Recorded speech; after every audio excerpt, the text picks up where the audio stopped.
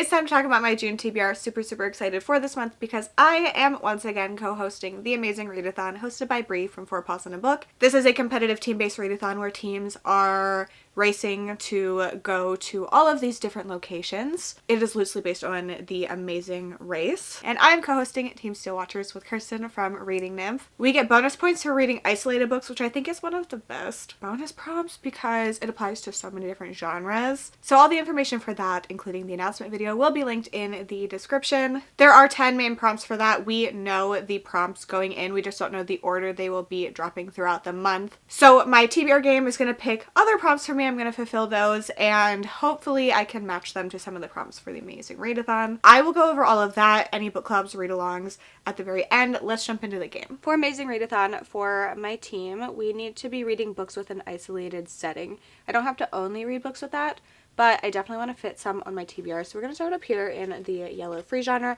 Hopefully go through thriller, maybe sci-fi, because I feel like some sci-fi thrillers would be good, and out of the horror. We'll see what the board thinks. Last time, it really hated me, so hopefully this month is nicer. Roll one. Okay, starting off strong. 3, 1, 2, 3. A book in any genre that I read with Everand. So any book that I read with Everand, I currently only have one audiobook that I have like used a credit. Well, they're not credits. I forget what they're called. And Unlock, I have one Unlock that I've used. So I have one book available, which is Vantage Point by Sarah Sligar. It's a modern gothic novel that will have you turning its pages at warp speed. I think it has something to do with rich people and their drama, which I tend to love because it looks like they will be getting what they deserve. Roll 2. 8. 1, 2, 3, 4, 5, 6, 7, 8.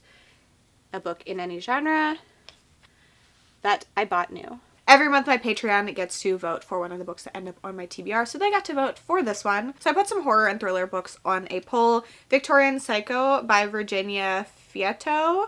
Julie Chan is Dead by Leanne Zhang. Eat the Ones You Love by Sarah Maria Griffin. And 1 and 4 by Lucinda Berry. And with 39% of the votes, the winner was Julie Chan is Dead. This one is a little bit different than I thought. Based on the cover, I assumed it was kind of more of a cozy mystery. This just really gives me those vibes, but apparently this one is really dark. It's following Julie Chan and her identical twin sister, who she has not spoken to in a while. And then she finds her sister dead. She decides that she's going to get the life that she deserves and take over her sister's life and I guess pretend that as Julie she's dead. I've heard really good things about this, so I'm super excited. Roll 3. 8. Starting off. Door is unlocked. 1, 2. I guess. Door's locked. Remove one book from TBR. I don't remove the books that my Patreon voted for, so I will be removing Vantage Point. I still have a couple renews for this at my library, so it's okay for me to put it off for a little bit, but I think it will still be a really fun one once I do get to it. 3, 4, 5, 6. Doors unlocked. 7, 8. A book in any genre that is part of a series. So for my Patreon, we've been doing a read-along of the Gravekeeper series by Darcy Coates. It starts with The Whispering Dead, and it's all like the Something Dead for the series. It's a 5-book series, and technically June is our last month with the Vengeful Dead. A lot of us are behind, including myself, so this will stay up. It'll be up in the Discord to chat about for a while. I am still in book 3, so I'm hoping to get through books 3 and 4 at least in June, but this is part of a series and it is a top priority for me. I didn't read as much in May as I thought I was going to, so I didn't get caught up like I wanted to, but I'm not the only one behind, so it's fine. Roll 4. 9. 1, 2, 3, 4, 5, 6, 7. Door is locked.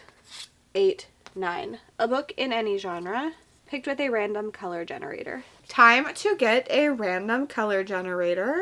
So, I have up a random color is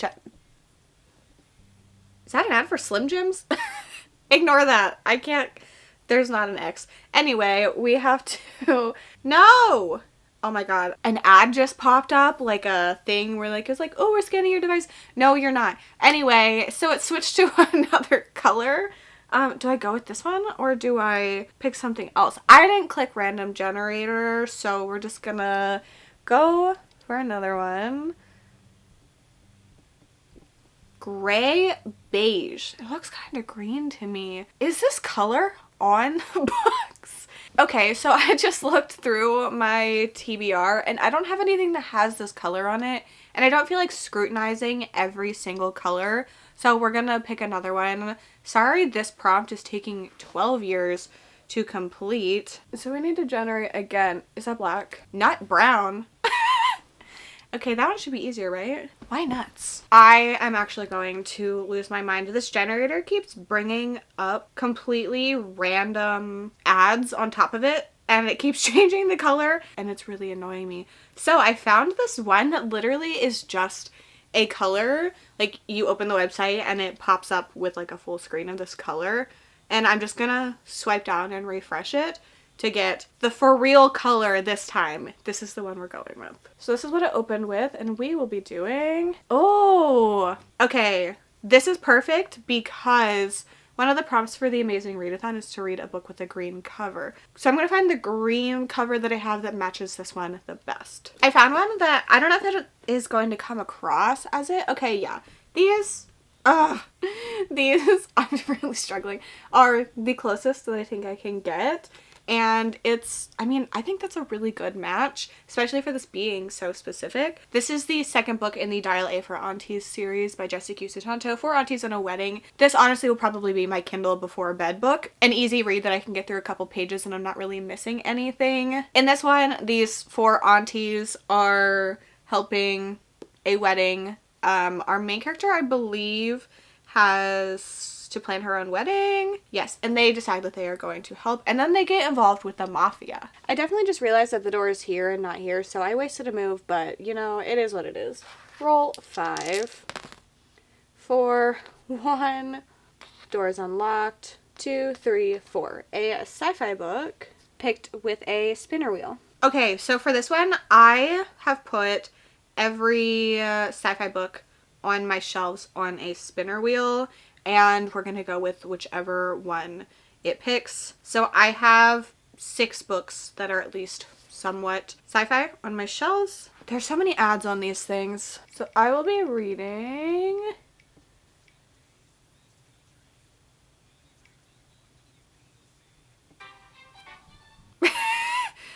this is the one I wanted to read the least, I think, because it's the biggest. Oh no. This one is also the most sci-fi from the list. Excuse me, do you see how big this is? It's very pretty though. And I don't even know what it's about. Far off the edge of human existence, beside a dying star, lies a nameless ship, abandoned and hidden. Lost for a millennium, there are terrible secrets that would change the fate of humanity, and eventually someone will come looking. Ooh, linguist. Are they gonna talk to aliens? That's my favorite. Well, I'm scared. Roll 6.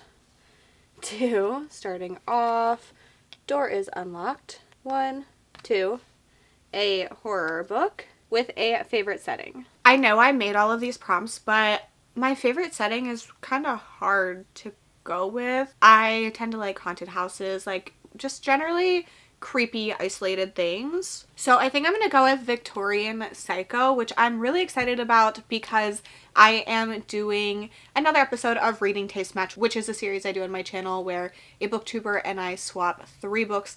2 we liked, 1 we didn't, and then we do a buddy read. So in June, I will be doing this with my Amazing Readathon co-host, Kirsten, and this is going to be our buddy read. It is set in a Victorian manor. Katrina Ward blurbed it? That's very exciting for me personally. It's set at the Enzer house where she is playing governess, but there's weird things within the house. Seems isolated. It's very short, which is perfect for our team and for the readathon. So this will be a very fun pick, I'm hoping. Roll 7. 6. 1, 2, 3, 4, 5, 6. A horror book published before last year. This one was hard. I feel like I'm pretty up to date on horror books that I want to read, but I have one on my shelves. It's actually the book that's been on my shelves the longest. The only book that I got before last year to my shelves, not necessarily published last year, but it was also published in 2020. So I will be reading Standalone by Paul Michael Anderson. This is a sci-fi slasher. It is a slasher through the multiverse. It's blurbed by Stephen Graham Jones, which is really exciting to me. Apparently it's gory. I love horror and sci-fi mixed together. Truly leads to some of my favorite books. I've been putting this one off because I have to read it with my eyeballs, which I have been doing a lot more this year. But I've just been so busy with Escape the Readathon, planning it, running it, that I haven't done a lot of only physical reads. I've done a lot of like reading with the audiobook and the ebook or the physical book, but this one doesn't have an audiobook. It's really short though, and I think I could give this one 5 stars, so I need to stop putting it off finally. It's short, it should be easy to get through, so I'm finally gonna read it in June. Roll 8. Starting off, Door is Unlocked.